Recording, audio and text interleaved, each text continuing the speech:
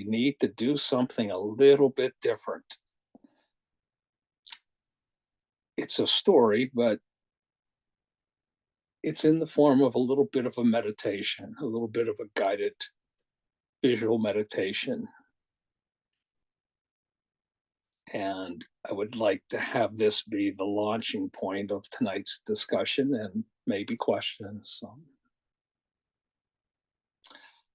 So I would ask you all to close your eyes while sitting comfortably where you are.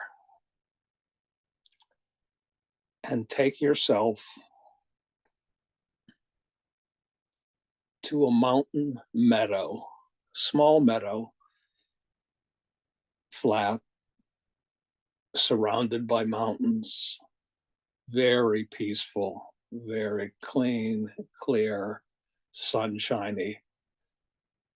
And it seems like we're trying to spend a little more time with Milo, and he seems to be a lot more willing to listen lately.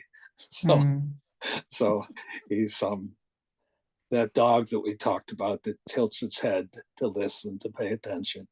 I think he's doing more of that, and he's actually asking for help, for guidance, for information, for posing questions directly and getting answers direct, all alone.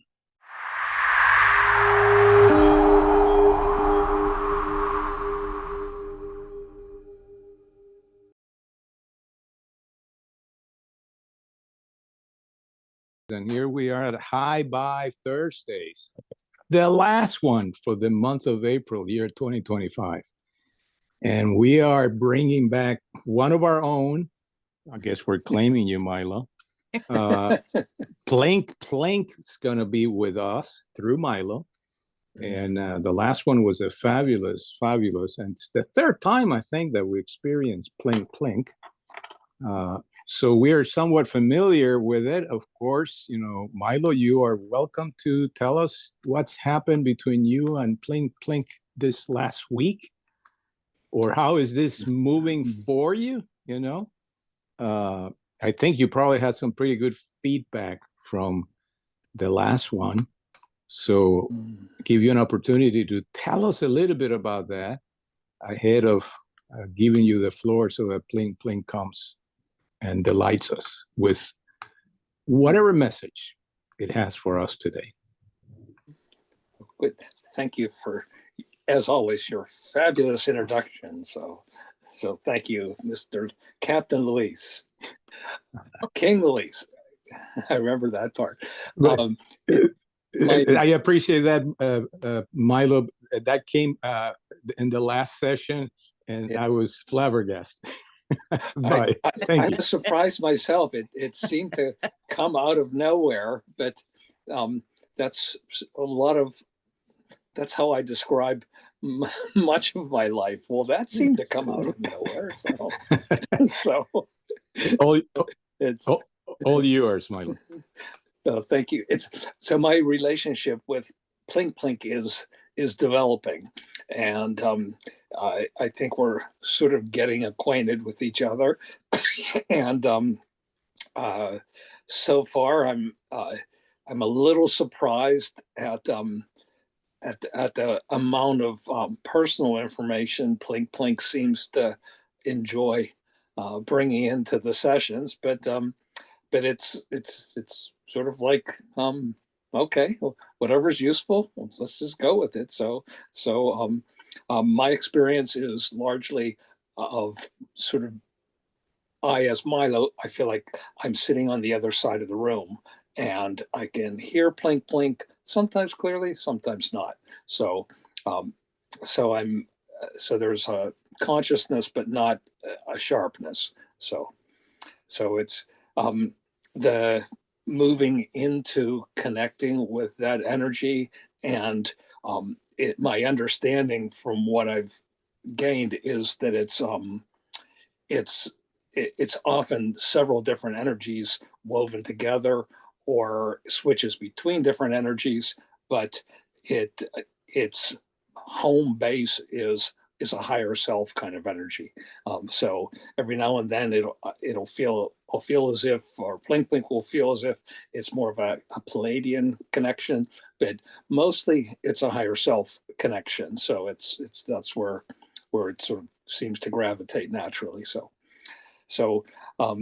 it takes me 3 or 4 minutes to go down my little runway and move into that. So I will do that. And during the week, I keep getting these little hits about, oh, we should probably start this way. And then I'll say, oh, okay, well, that would make me a little uncomfortable. And then a few days later, when Milo's feeling comfortable, I'll hear something like, I think we should start this way. And it'll be completely different. And so I feel like it's very difficult for me to prepare. And that's probably the main point.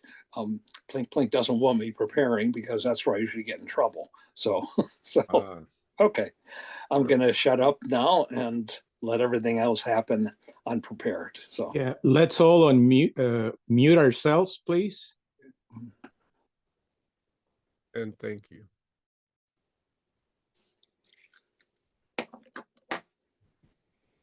Mm. Mm.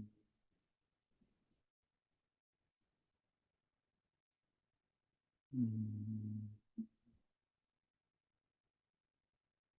Mm.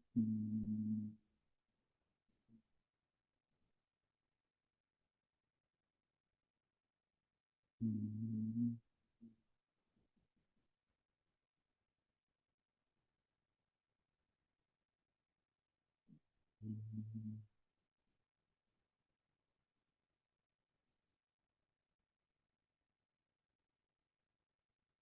Mm.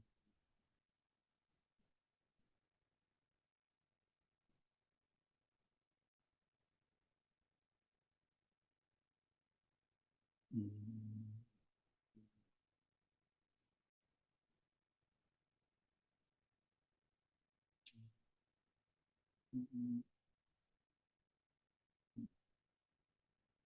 Mm.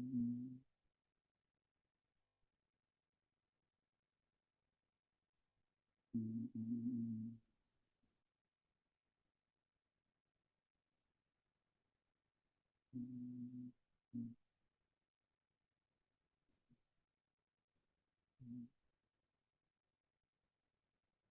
Mm.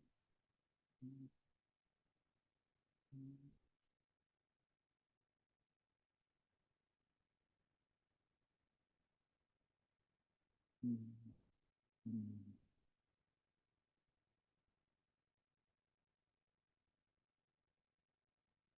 Mm.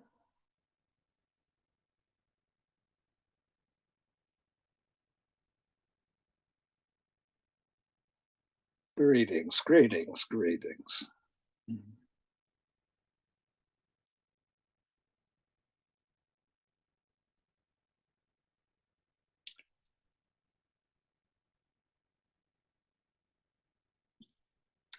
I think we need to do something a little bit different. It's a story, but it's in the form of a little bit of a meditation, a little bit of a guided visual meditation. And I would like to have this be the launching point of tonight's discussion and maybe questions. So I would ask you all to close your eyes while sitting comfortably where you are, and take yourself to a mountain meadow, small meadow, flat, surrounded by mountains, very peaceful, very clean, clear, sunshiny. And it seems like you're all alone. Take a breath or two to just take in how peaceful and beautiful things are.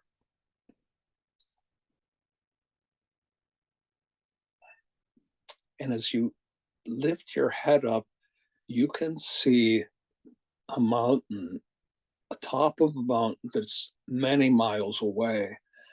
And you are in awe of the beauty of the mountain, the shape of the sides. There's still a bit of snow on the top. You are incredibly impressed by its beauty and its majesty. And then you notice the clouds next to it. Not many, but enough. They're unusual. Each one is magnificent, perfect, hardly moving, but just fine the way they are. They just look amazing. As you come a little bit closer, you can see the sides of the mountain and the very, very, very most distant trees. You can see just the tops glimmering in the sunlight. And as you come a little closer, you can see the taller trees, how magnificent and amazing they are. Some of the branches blowing in the wind, how perfectly shaped they are. Even the ones that seem misshapen still seem magical, almost as if they were artistically created, which they were. And as you come closer, as the trees start getting smaller and smaller, you come to the edge of the meadow and you see a deer run across the meadow, bouncing, leaping.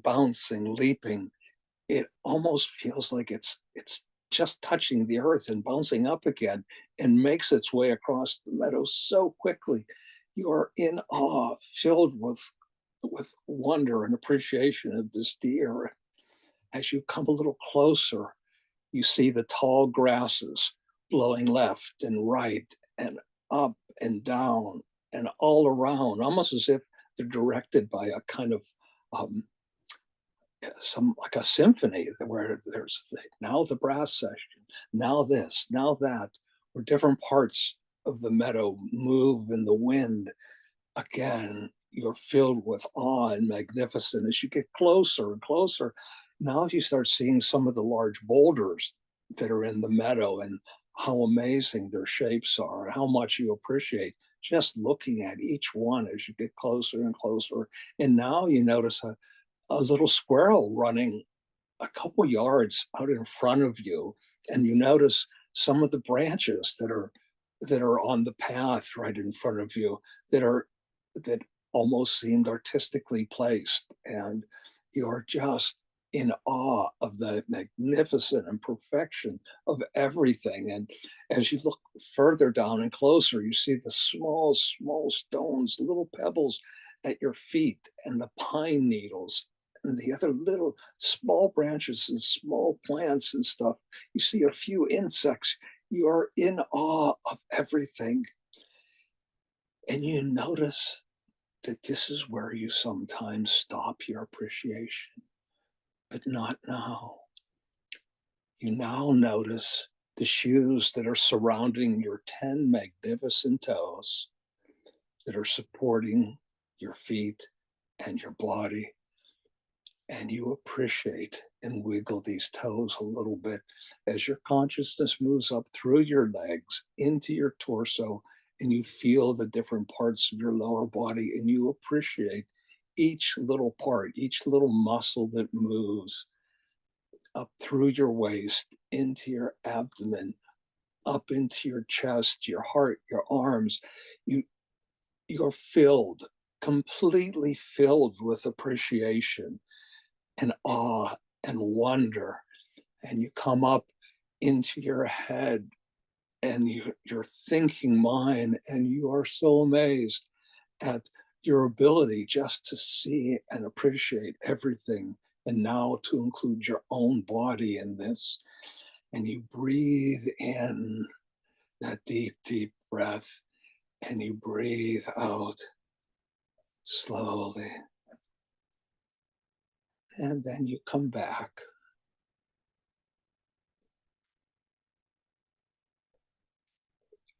And you open your eyes. And you now have a little bit of an answer to why sometimes it seems like there's room for improvement. We don't do as good a job as we can around taking care of nature. Because when we usually appreciate nature, we stop before we get to our own feet. We stop because we see ourselves as separate from nature. We read about nature. We watch nature programs. We look at it. We don't see the pine needles at our toes, connecting to our toes, connecting to us. We don't see our observing self as part of nature. And that is an incredibly, incredibly important piece of information, because it's about separation. When we see ourselves as separate from, we're trying to take care of something, appreciate something that's not of us. We're looking at it instead of being in it, instead of being of it. So the reason for doing this tonight is to invite this topic of separation or non-separation into our discussion, into our questions, and try to sort of get an idea of what might be different if we walk through our day realizing that we're part of everything we're looking at. Even our own scientists tell us there's no boundary between our skin and the air that surrounds it. The molecules in our skin get less and less dense as we move outward. The molecules of air get less and less dense as they move towards our skin, but there isn't a line, a boundary. Even our own scientists say we are not separate, we are connected. Okay, I'll stop there and see what happens. Hey, Plink, it's Lucy. How are you, my friend?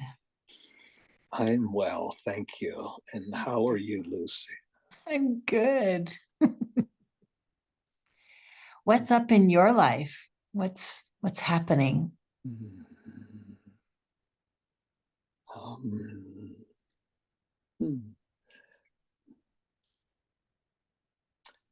Well,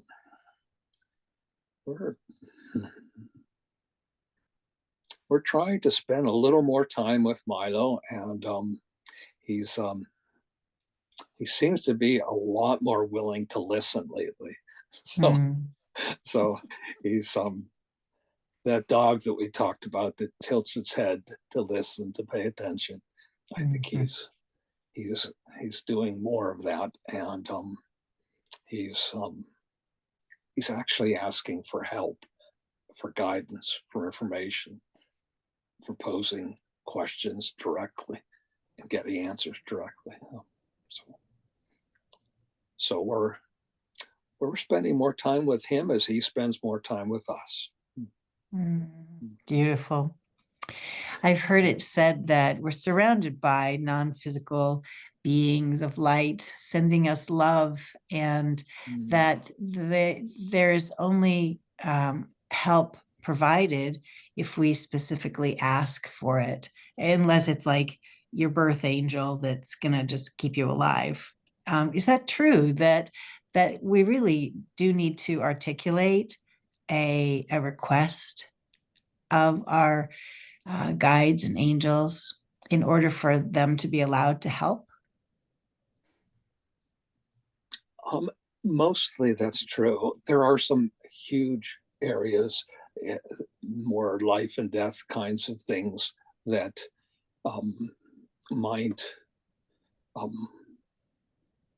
might necessitate an intervention that's unrequested, but that's more around soul path, around dances that you decided to dance when you came here. So so if something isn't in your plan or is so far astray, we will help you get back to that plan.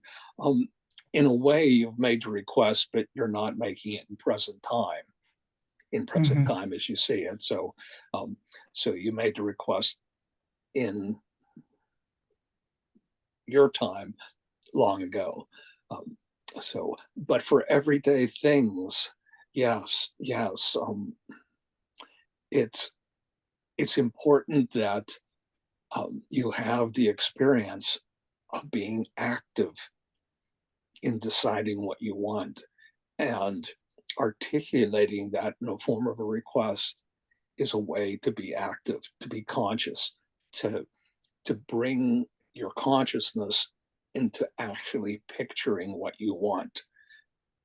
It's the reality you're going to create, and we can best help you if we know specifically that you've articulated that in clear and uncertain and continuing terms.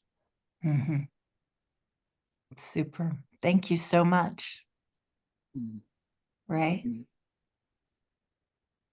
Thank you very much, Plink Plink. It's always a pleasure. I enjoy your lessons and your stories and your accolades for us, which is always nice. I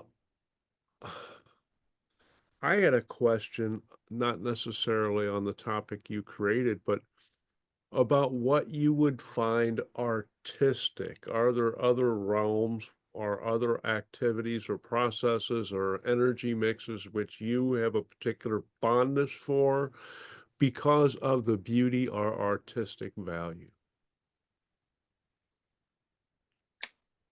I'm not sure if I understand the question. Could you rephrase it, perhaps? Well, as human beings, we all have things which strike us, which we interpret as having artistic value, whether it's symmetry or contrast or whatever it might be. We have those preferences for different types of artwork even. And, you know, like between pieces of music or sculptures or paintings or sonatas. But, you know, obviously with our limited perceptions, we can only go so far in physicality. But since you are not frozen by those limits, do you have any particular art form which you have a particular fondness for, other than telling us stories about Milo? Yes, we are particularly drawn to what would be articulated as sacred geometry, especially in the realms of the spiral energies, the Fibonacci relationships, because they transcend different modalities, they transcend different realities, they transcend different dimensions, and their beauty is in how they make themselves manifest in each particular dimension. So they, some call them the different shapes and relationships. They call them a kind of building block for the universe, for a particular reality, or a way to connect different dimensions. We see them as a kind of artwork that doesn't end where three-dimensionality ends. And we are particularly fond of those because they tie together within your dimension things that seem to not go together, the relationships between parts of a molecule, parts of an atom, to relationships between parts of planets, to relationships between different types of music, to speech patterns to actions to inactions to thoughts. That there's an idea that that your entire life is in a sense a canvas, and I see in my way of doing it as Plink Plink, I see your canvas as having its reflection in more than just this reality. And the numerical equivalents help it stretch, or are ways of describing how it intersects with other ways and places. So it's sort of the common thread that, if you can picture a thread between dimensions, it's a bad image, but it's a crude but effective one where there's a connection between that dimension and that dimension. It's via this thread. That thread is made up of, for want of a better term, sacred geometry. And that's what we find incredibly artistic and pleasing. That was a great answer. Oh my gosh. I really appreciate that. And it was much more than what I had hoped for. So I need to start hoping for more. Thank you so much, Plink Plink.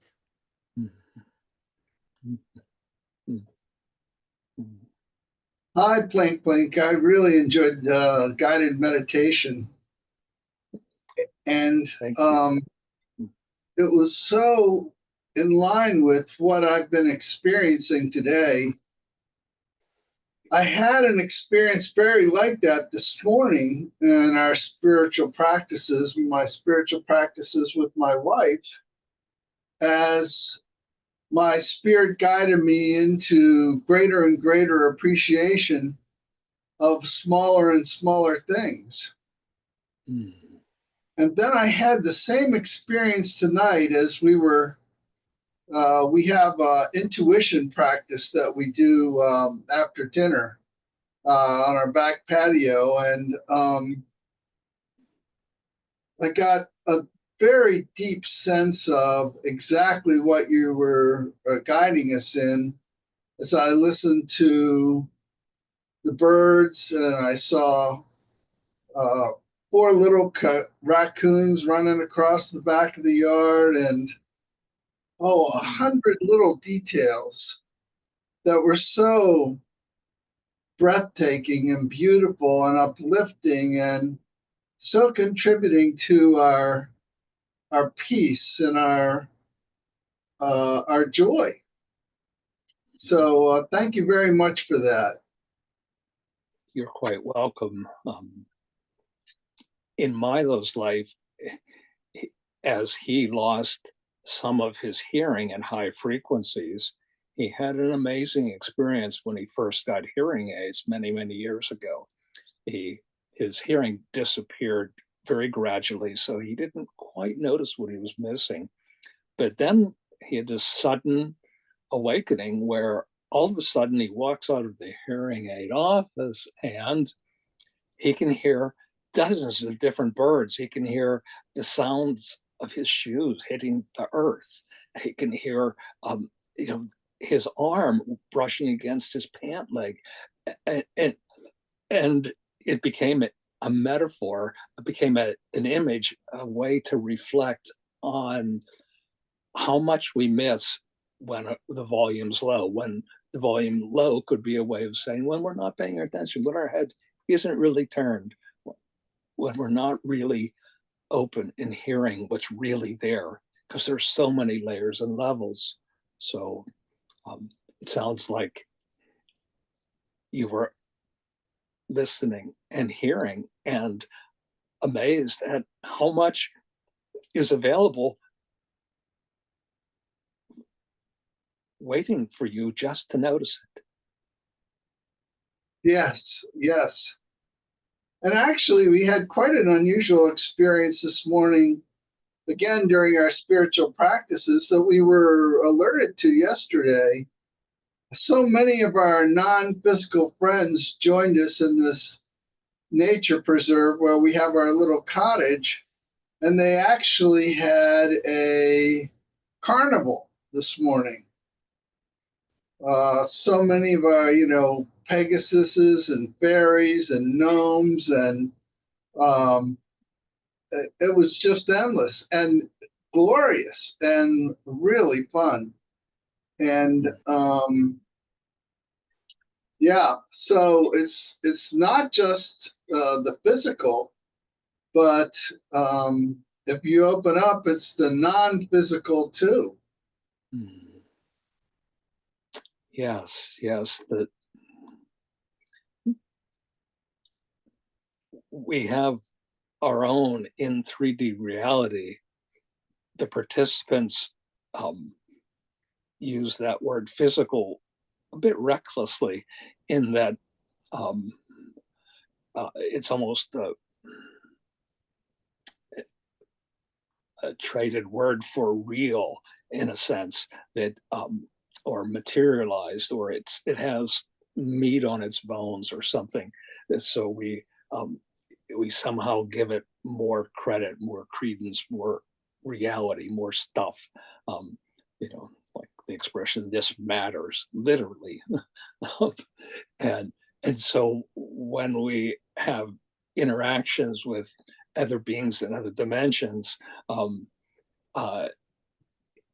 from their standpoint, our dimension is, in many cases, wispy and as non-physical as theirs is to us. So it's tapping into that as a way of respecting maybe not the density of their dimensions and their experiences, but the central reality that it is for them. So that, if we could move into where and how they are, we would see where and how we are much differently. Yeah. Oh yeah, I had an experience of that very recently. Yes, I quite agree. Thank you. Did you join the carnival today? Oh yeah. And they had a good time playing with my wife and I. And so there's like medieval times they had a maypole, and they set my wife and I in chairs, and then celebrated us for the work that we do every morning, bringing love into the world, which we've been doing for years and with great joy. And so that was an experience we'd never had before, and it was thoroughly enjoyable to be there with all our friends, non-physical friends, of course. Yeah, What dragons, they were all there.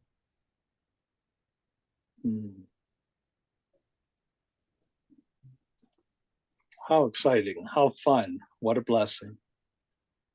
Yes, thank you. Hi, Plink Plink. Greetings. Greetings. I come to you, and I will start with the meditation. Connections come to mind. I keep having every week more and more experiences with the simple little creatures that habitate nature. They seem to be getting closer and closer, and often respond to my desire to see them better, like a butterfly or a dragonfly.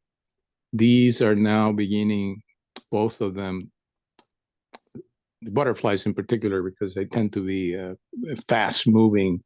They don't stay put very long. But I had an experience just 2 days ago in which butterflies, magnificent butterflies, decided to pose for me.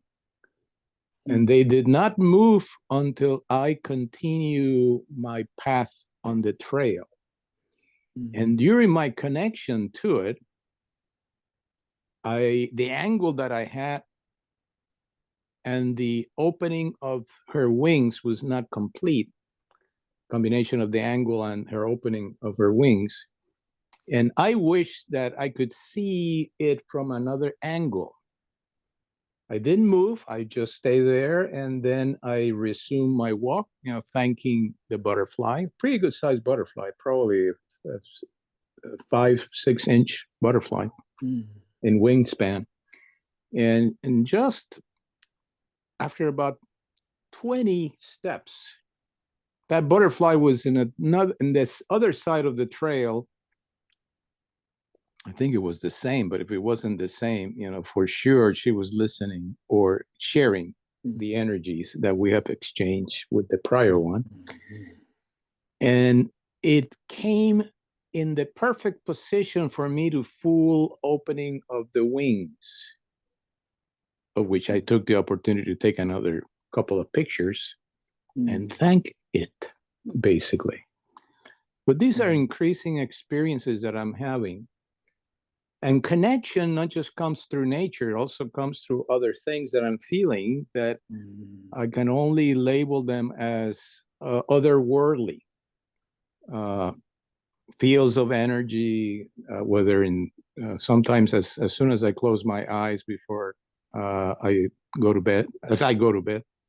Anyway, so all of it helps me a lot because I become more in tune with beauty and connection. The concept that you put forth at the beginning, to me, has a lot of power because it brings connection and it puts you in a place of understanding that you are one in this very complex existence that is expressing itself through everything that we consider to be the natural world, and the world of the cosmic universe, and so forth.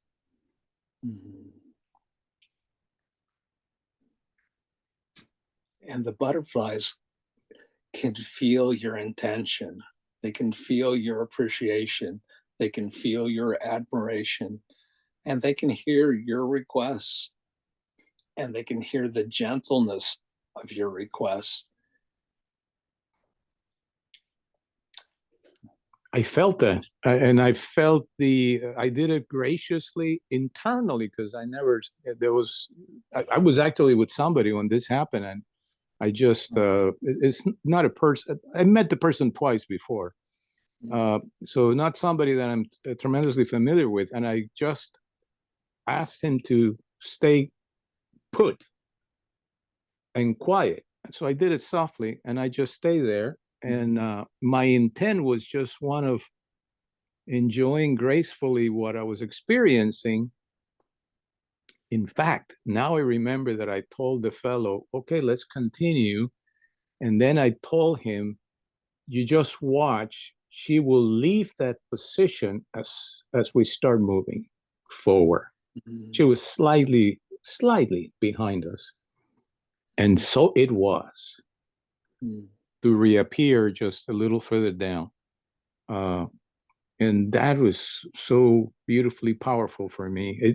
It sort of showed me that things have been changing for the better in me.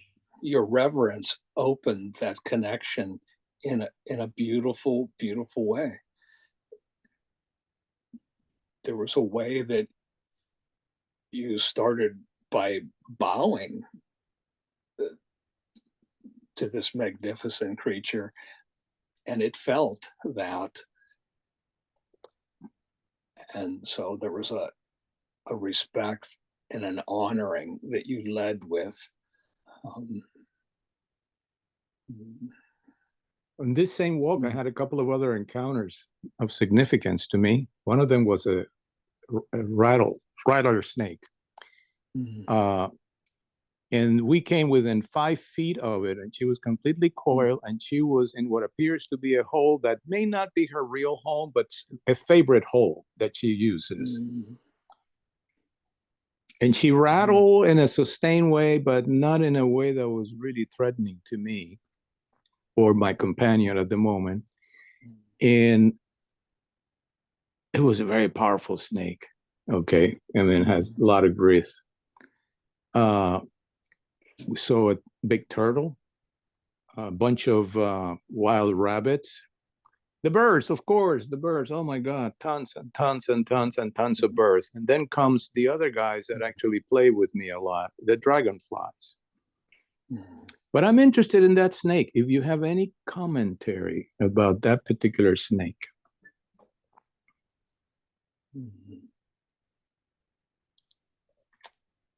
Our take is that the snake was setting a clear boundary. This is my territory.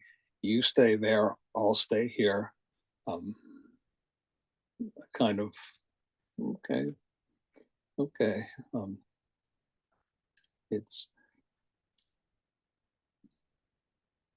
It felt your respect, but it didn't have much interest in connecting.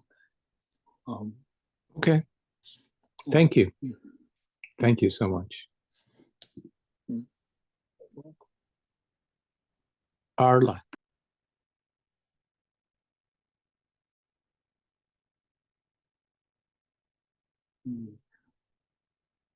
Muted, Arla. That's a lot of people's dream, me being unable to unmute myself. Good evening, Plink Plink. It's wonderful to be with you again. Good evening.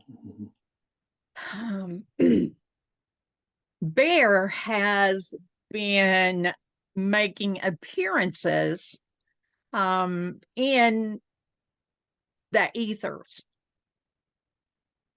And he is rattled. And there is, from what I understand, a connection that is happening with Bear and all of the constellations. Of course, Bear factors into stories about the Pleiades and many other constellations. But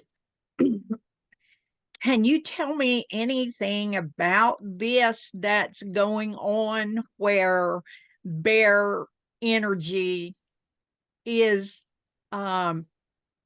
stepping out to connect with all of the constellations, and it's like something's moving in the sky that many people can see, and not necessarily ships, but energy that's coming forth. Can you talk about any of this?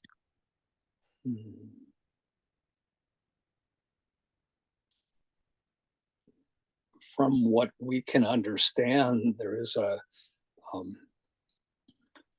kind of protect the family, protect the home energy, a mother bear kind of energy that sometimes comes through, that is particularly important now that so many people are feeling unprotected and homeless in many, many ways, on many, many levels.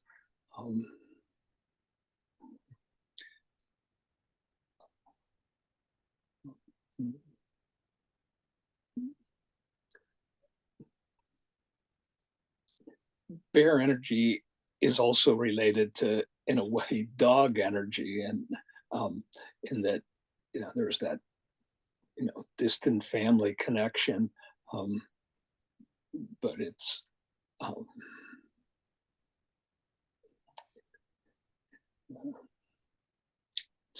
also around loyalty and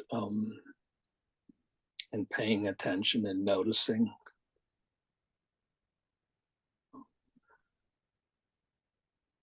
Are there specific questions or concerns that you have? No, because you already answered what I was looking for or understanding. The bear's calling the family together. So the family would be all of us. And you basically said that bear, of course, is that mother, that protector, that one that oversees. And so that helped me to see that that's what bear is doing now, is calling the family together, and is standing there, not necessarily in protection, holding space. Bear is holding space now. Much like the rattlesnake setting a good boundary too. Yes.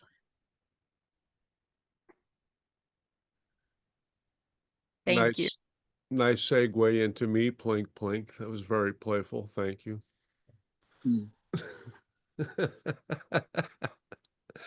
My question is, you gave me some curiosity, or it was instilled within me, I guess, about how the invasive bush honeysuckle, which I attack on a regular basis and probably remove, I don't know, 5,000 out of the forest I've adopted behind my home. I mean, I do love them and I appreciate them, but I have taken it upon myself to help restore the forest to health as best I know how. And I'm hoping that they understand that, hey, I'm just freeing them for another experience where they belong. Is there anything you can tell me about that from their point of view, or anything else at all?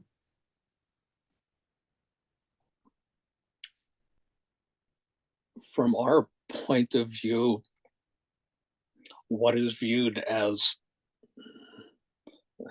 flower and weed, native and non-native, appropriate and inappropriate, welcome and unwelcome,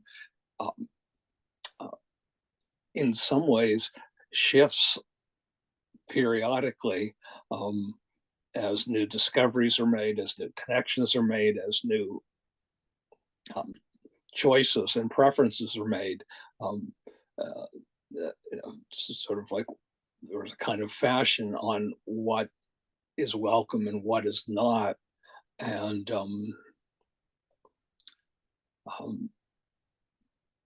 our understanding is that the honeysuckle understands where you're coming from and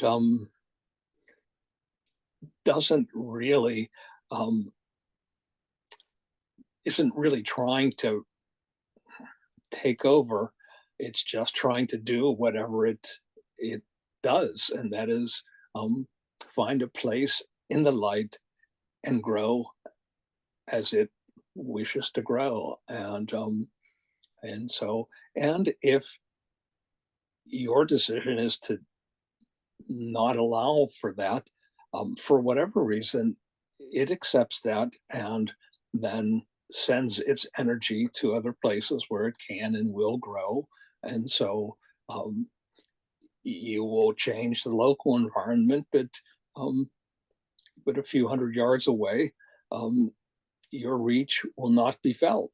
And the honeysuckle knows that, and so do you. Very true. Yeah, it's definitely a noble plant, and it is, the king in our environment. But yeah, since I've had an energetic attachment to the particular land behind my house, not only at the turn of the 1900s, but now. So, with the counterpart there as well, then, I have an obligation, probably related to other lifetimes or whatever, to take care of this land like I did before when I was a worker on the property. And I love the meditation. Thank you. Appreciate it. Thank you. Your relationship with plants is amazing, and you you have been good friends for a long, long, long time, and you understand each other very, very well. So you give each other a lot of leeway. Thank you. I got a nice jolt of positive energy out of that. So thank you so much for that. Appreciate it. You're welcome. Plink Plink, you earlier were talking about your hearing loss that apparently occurred or started occurring a long time ago, and then being marbled by the technology that brought to you the ability to hear things that you had not. Yes. And to me, that is very connected to awareness, desire for what I want to be connected to and what I don't want to be connected to. And I have this notion, because I remember having an uncle that had very early hearing loss. And over the years, I noticed that when he really wanted to hear something, he could hear something.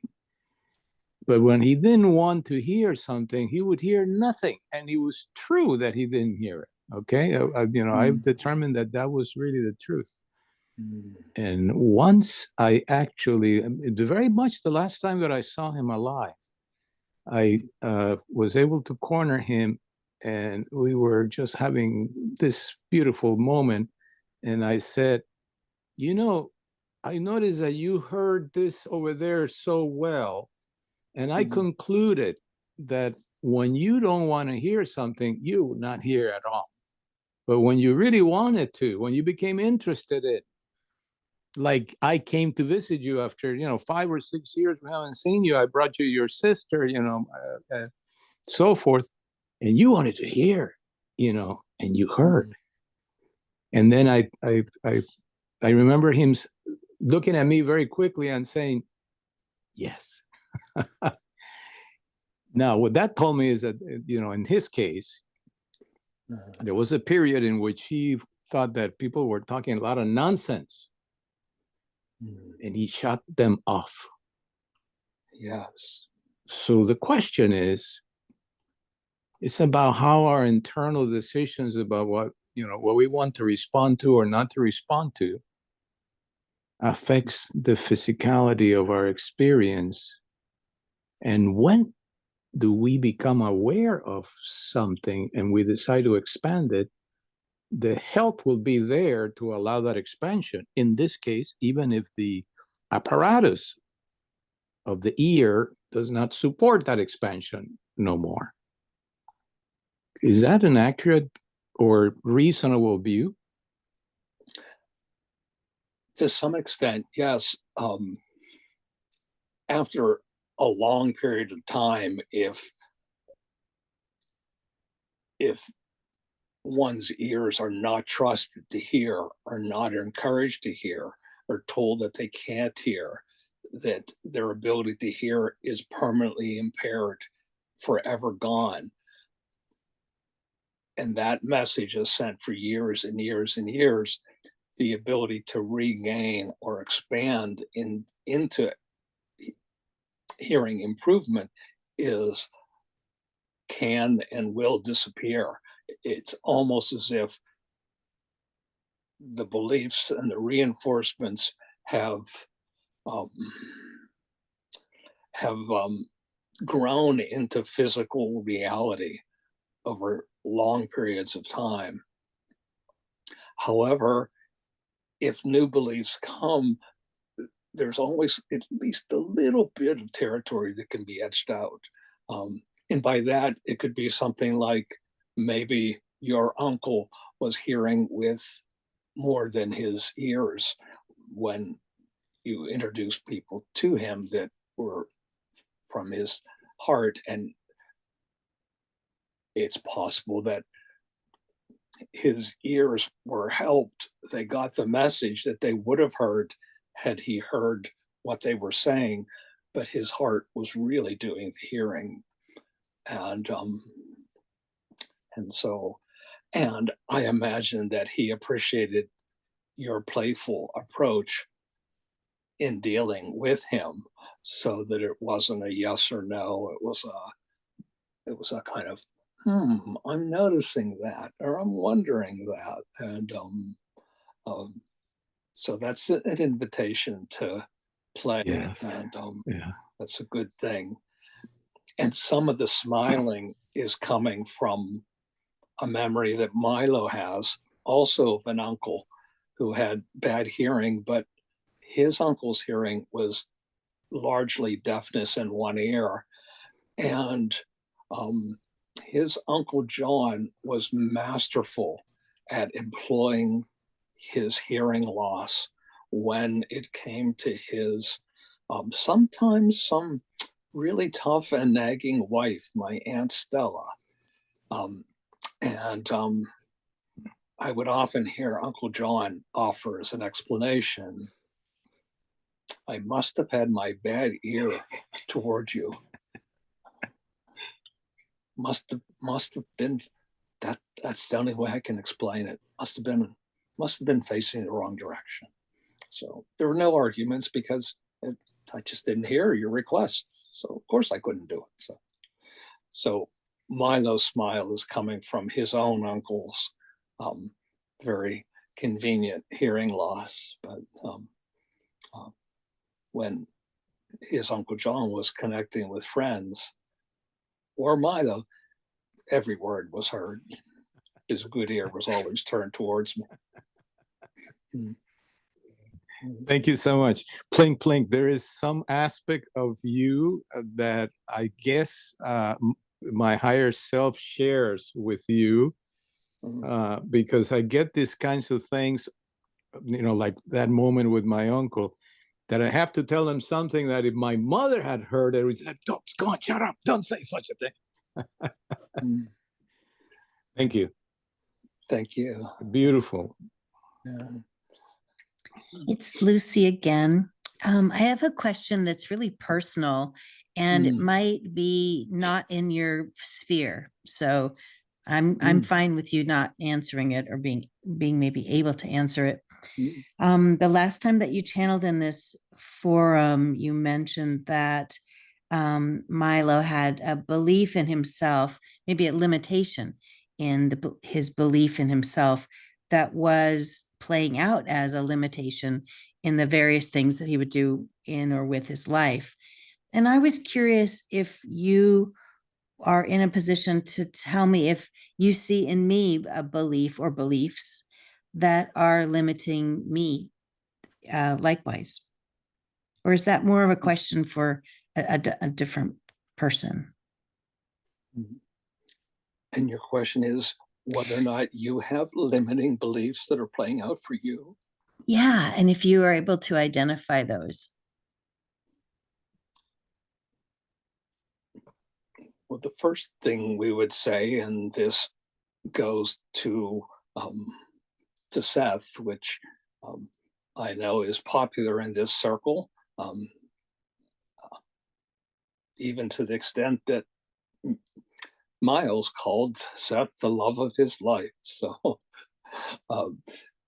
but one of the things that Seth said that we would bring up and out here around beliefs is that the hardest beliefs that we have to uncover are those that don't present at all like beliefs. These are the things that we know are just so. They're not on the chopping block. They're not on the examining block. That they're just about the world, about ourselves. This is how things are. This is how I am. And sometimes the most difficult belief to extract is one that gets woven together with this is just who I am. And limiting beliefs can hide behind this is just who I am in a certain way, not only for you, but for everybody. But and it's a particularly good hiding place because it's there's a kind of championing of eccentricity, championing of something idiosyncratic or individualistic or unusual or strange or weird or different. That it's just who I am. It's so it doesn't invite an examination of a possible belief that's behind that. So and ultimately everything that everyone holds 100% of the time is a belief. So it's there are a few basics that, according to Seth, are true whether or not you believe them around your multidimensionality, around your infinite nature, that can't and don't change regardless of your beliefs. But pretty much everything else is fair game. So for you, Lucy, coming full circle or half circle, there's a parallel. There are parallels between you and Milo with beliefs, which is why the two of you get along so well and can hear where the other's leading or coming from. And as you both know, you can support each other in challenging yours and each other's beliefs in ways that are gentle and supportive and loving, and feeding that environment and connection is a good thing on many levels in many ways. And you already challenge many of your beliefs regularly by just checking in with your heart, which even overrides the "it's just who I am." It's you check in with your heart and what does my heart tell me? What does my heart tell me to do? What does my heart know? It almost overrides that "this is who I am." So we do not have specific recommendations for you, specific beliefs. It is our belief that you're doing quite well. Wonderful. Thank you. My final question is also one in which it might not be your sphere or vantage point, but it's about this group that we're in right now. The group has undergone a pretty big transition recently. And I was curious if you had any perspective on maybe what happened and even why, if that's relevant, or any other insights that would be helpful to the members of the group. Yes, that's a very, very large topic. And many things are woven into it. And it comes on the heels of the last question, which is a perfect segue, in that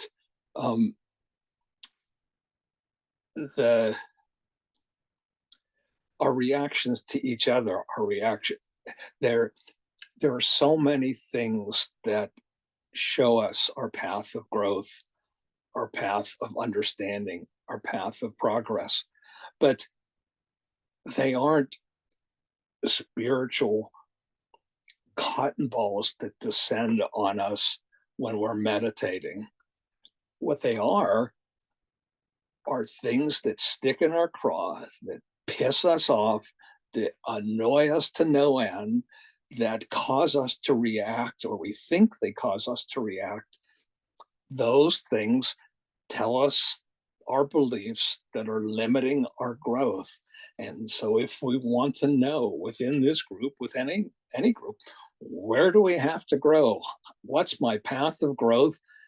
If we start by making a list of the things that piss us off, that's a pretty good starting place, because it's the same list as where would deeper understanding about this allow for me to expand, and expand in the way of becoming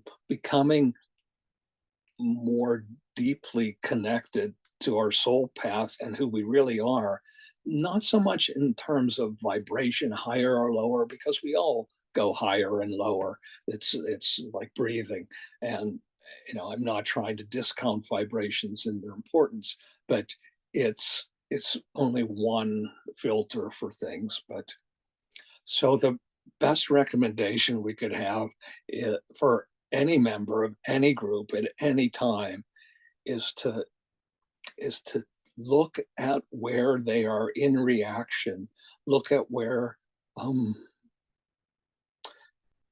things are unsettling them, and where they're wanting to have resolution, where they're wanting to have a solution, where they're wanting to have a change. And that is a doorway.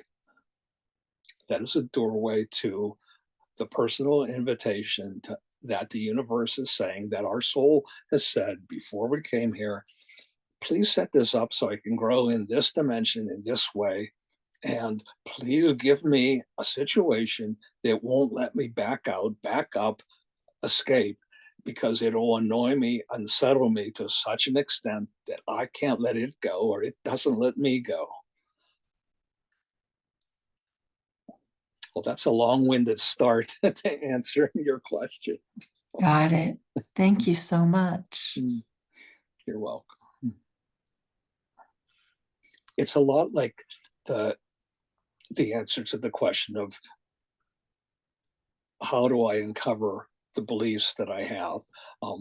The things that seem like facts and not beliefs are the hardest beliefs to uncover, because they're most hidden, but they're hidden in the daylight. And so because they don't need to pretend like they're limiting beliefs, because they don't get examined. And oftentimes our paths of growth don't get examined because we just see them as problems that need to be solved, not as invitations that need to be accepted in order to improve our understanding of ourselves and how we function in the world.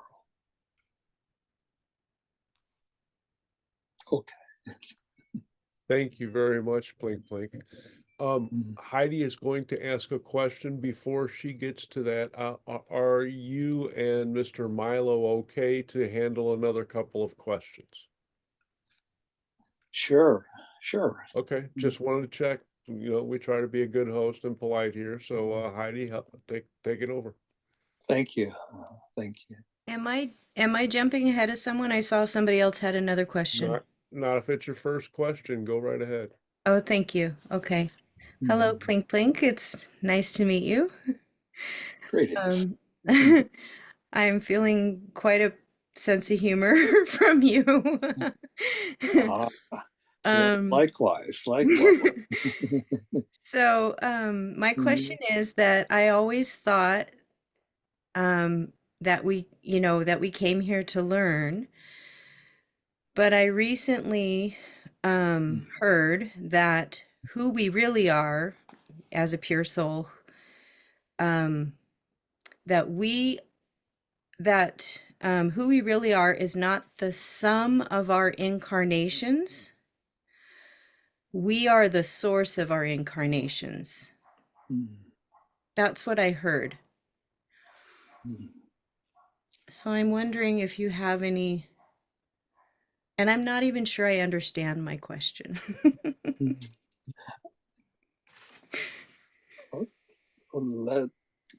Let's try this angle. If we are the source of our incarnations, on one level, that could be interpreted as a kind of planning committee need to incarnate in this way, in this body, in this family, in this situation, in order to do this and this and this and this. It's with our incarnations, we are big plan oriented, and our personalities take care of the details because there are many, many choices that allow for the same lessons to be learned, but our souls are not attached to the minutiae of the how. So if we are behind our incarnations, then it's our soul doing the planning, setting this up, setting that up in such a way that we move and expand in ways that we have decided to do that, in ways that in our meetings with our elders, with our guides, with our higher selves, with our spiritual families, when we meet and connect and decide what to do, we can set up, oh, well, this incarnation will take care of that, and then this will take care of that, and this will understand that. And so in that sense, we could be behind the incarnations and directing them instead of downstream wondering what happened and why.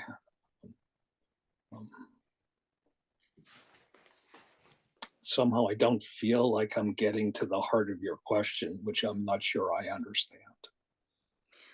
No, I think because as you were talking, my question actually became more clear to me. So I think there's some behind the scenes things going on.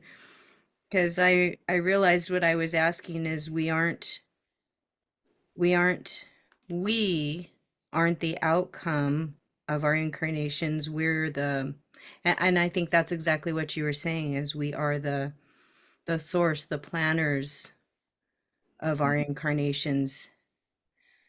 So we're here to learn, but if we're the source of our okay, I'm gonna back off from my question. I take it back. It's a very interesting thing to play with, and maybe that's what's at the heart of things, that playing with, because there's a tendency, I believe, to take this all very, very seriously. And by play, we are not referring to frivolous, illogical, nonsensical kinds of things, but play as in trusting that that if we move lightly in the direction of our heart and our guidance and our soul's path, that the details will take care of themselves. That it's so we're just allowing things that happen to direct us in ways that we could have not allowed for had we planned a little more intensely, a little more specifically. So in a way, we did plan for randomness. We did plan for the unexpected. We did plan for surprises, in that we left an opening this big instead of this big. And so when we get there, we can move from here to here instead of from here to here. That's one way of looking at it anyway. That whole idea of play, of moving,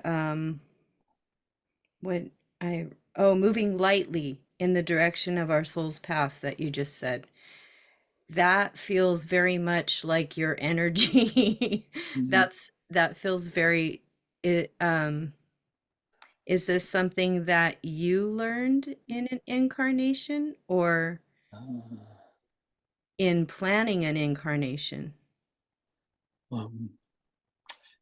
Yes. It's in this lifetime. Milo has had good teachers that in the field of play, and in other lifetimes, that's also been true. And it's and some of the learning has come not as a result of selecting play at the onset, but as a result of trying every other damn thing possible. And finally, the only thing left on the game board was play. And so, and damn, that turned out to be the best move possible. How interesting. Well, this has really been a fun conversation. Thank you so much. And our recognition is that you recognize play in your own life, in your own incarnation, in your own daily sensibilities, that our sense is that you recognize opportunities to play quickly and accurately. I'm trying. Thank you. Thank you. Well, Milo, I'm going to play with this question. Since you have known, I'm sorry, Plink Plink, since you have known Mr. Milo for such an extended linear and otherwise time, have you had input in this particular physical incarnation and maybe others about his employment or hobbies or things where he likes to play?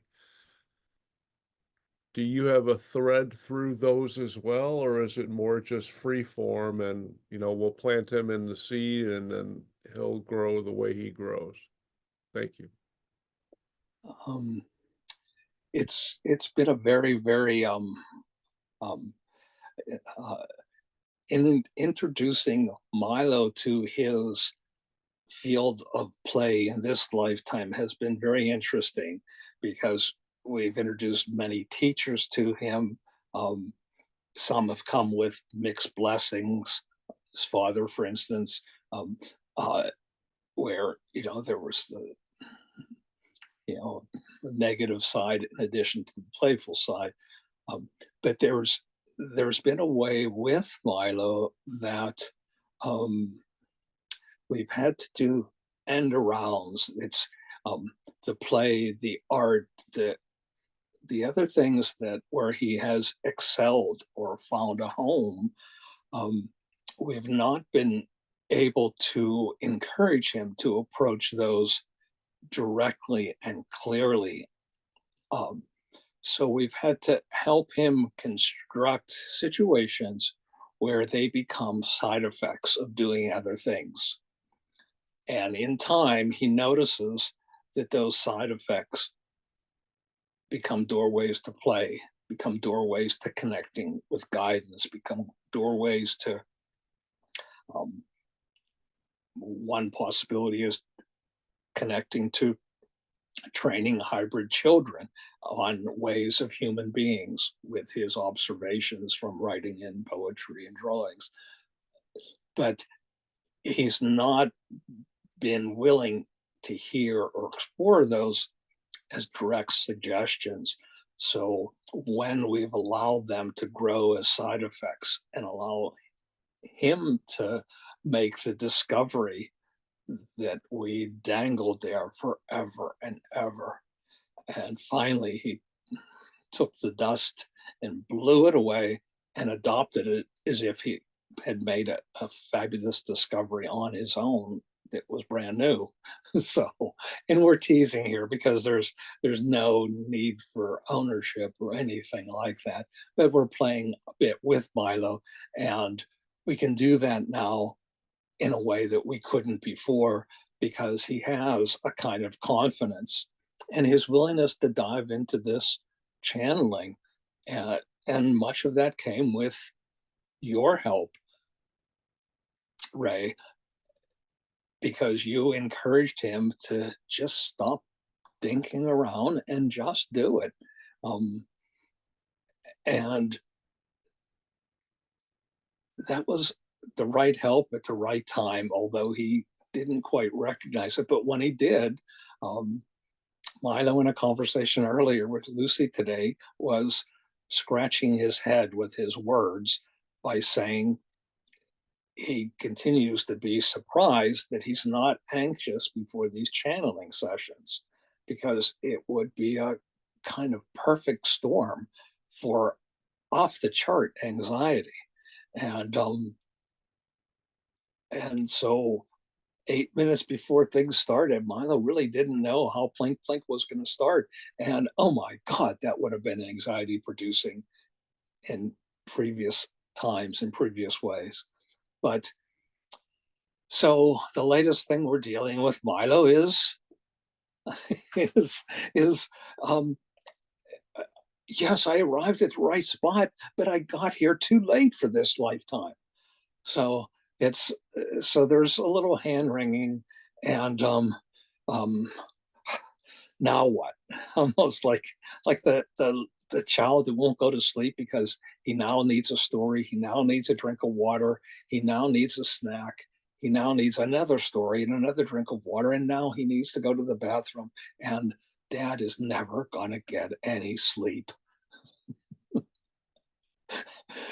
So anyway, so that's just the latest thing. And fortunately, Milo's friend Lucy will hear none of that, and we'll talk Milo down from the I'm too old for stuff pretty quickly and pretty effectively. Excellent. That was delightful. And I agree, Lucy is just as delightful. She's just a fabulous human being, and her energy is just out of this world like all of ours, but hers seems to shine brightly all the time. It's amazing. Speaking of that, Arla, did you have any other questions? When you can ask us without mute? There are so many gifts that every single person in this group has so many gifts to share and offer, so many ways to play, so many things to celebrate. And so coming full circle to the original little guided meditation, this idea that you're not disconnected from anything or any place or anyone makes it easier to share, because the connection's already there. It just needs to be dusted off. I agree, and I love that. Thank you. Arla?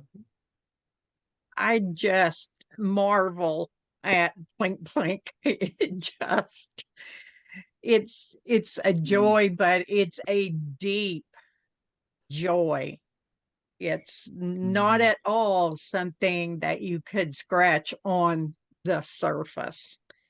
And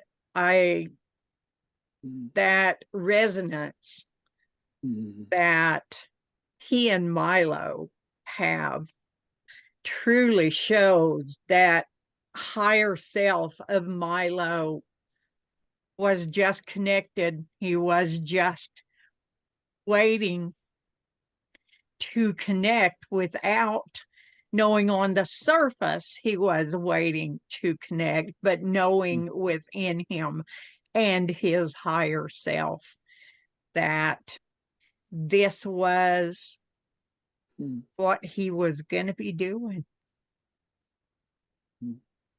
Yes, yes, yes. Amazing. One of the difficult things for Milo has been the disconnection, the separation, the idea that channeling is this and it's over there, and not channeling is that and it's over here, and the two are separate. And that was a particular strain of nonsense that he held on to tenaciously. And so when he was able to see that there's never a time that some part of his higher self is completely silent. And there is never a time that some part of his ego is completely silent. Then it opened a door for him to allow for a community to exist, because that's sort of the way it is.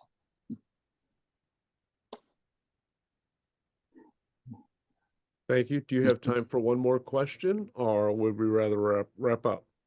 Okay, one more. Sold to the wonderful Plink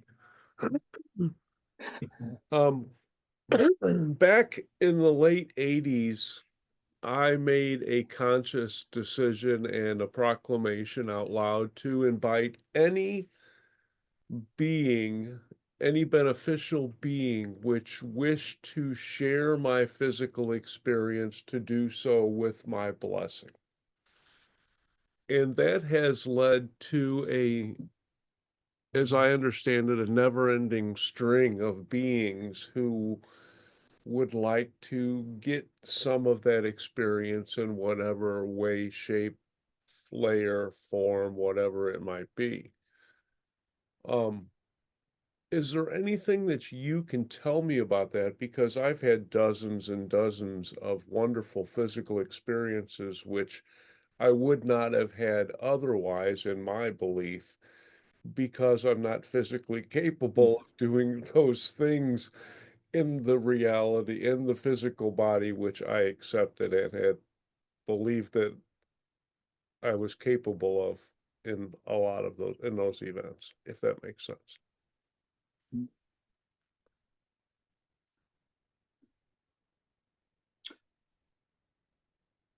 When you open the door so widely and invited the entire neighborhood to come over for a beer,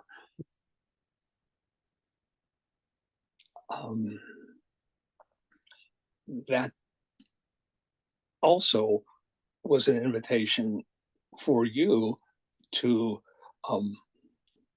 also discern who you want to have a beer with. So I'm not saying that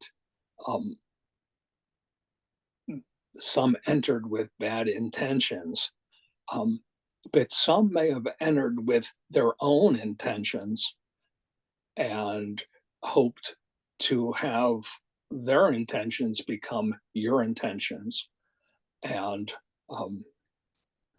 so the reason for saying this is that the invitation for you is still to discern, who do I want to listen to? How much do I want to listen to this energy, this being, this strain of thought?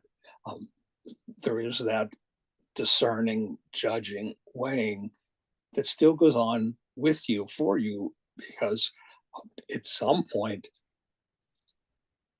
energy number 321 and energy number 962 are going to disagree with each other. And it puts you in the position of, well, is one right? Is one wrong? And there are all sorts of ways around that. But when the doors open, you're going to get a wide range, and you have. And but it doesn't remove from you the responsibility to you to discern what's best, and not best in a sense of vibration, but best in what is aligned with my soul's path, with my way of planning my growth in this existence. So is that helping me to facilitate that? What you did was incredibly courageous and potentially a lot of work. So, and very entertaining, very entertaining.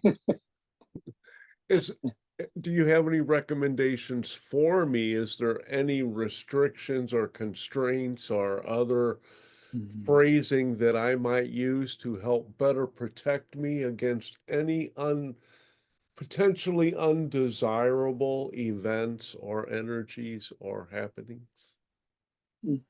Just weigh it in your own heart. Is is this, does this feel like it would be something that I would be happy to have my heart announce as the author?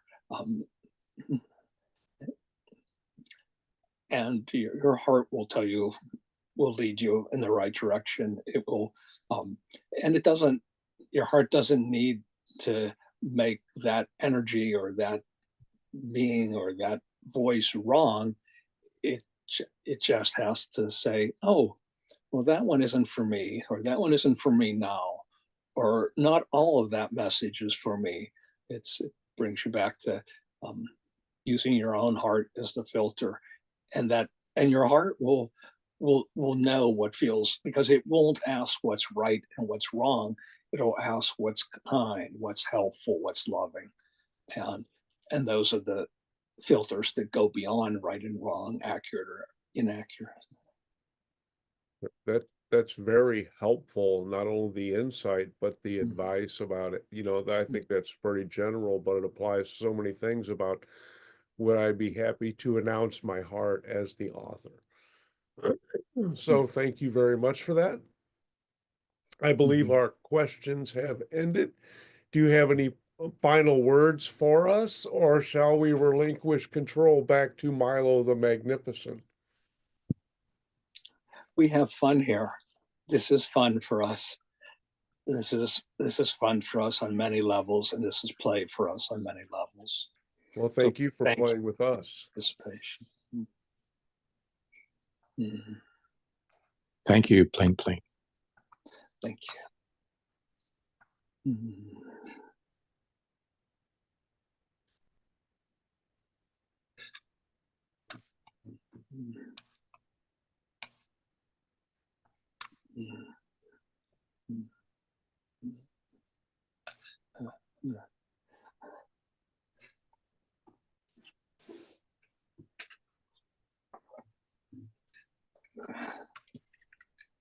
Welcome back, fine sir.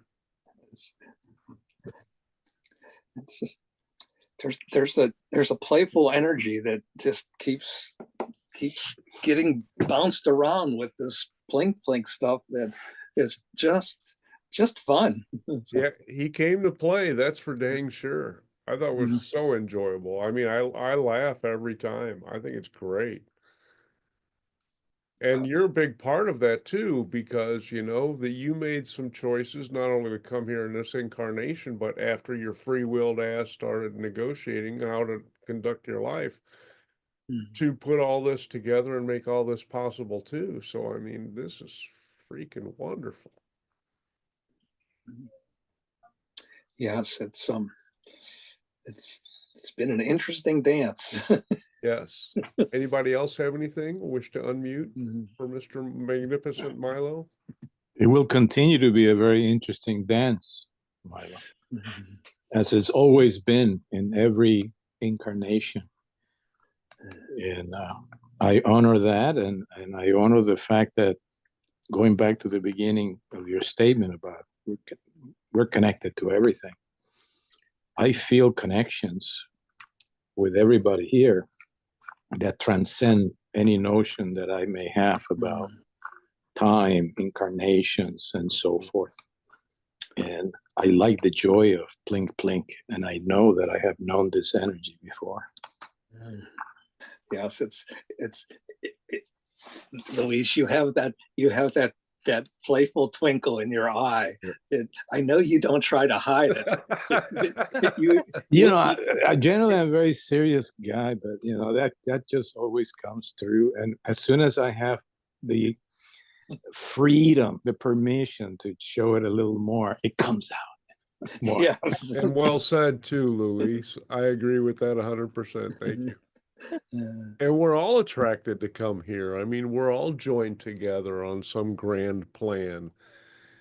And, we're all here for our individual and collective stuff. So, and I think that's just amazing.